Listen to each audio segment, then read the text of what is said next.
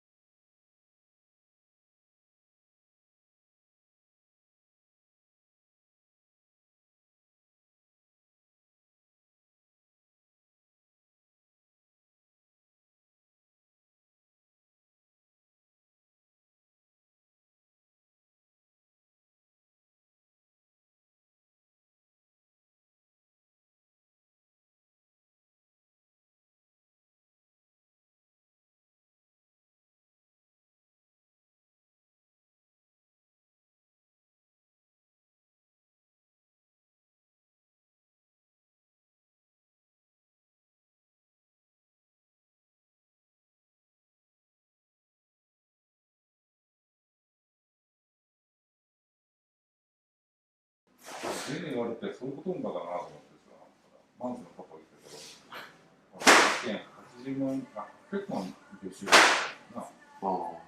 東京の土地の不動産が入ってくるってさ、池袋だったんですよ。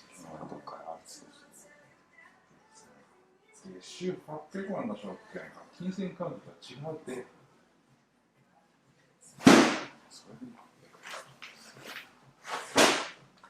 じゃあ一応これで、終わりました。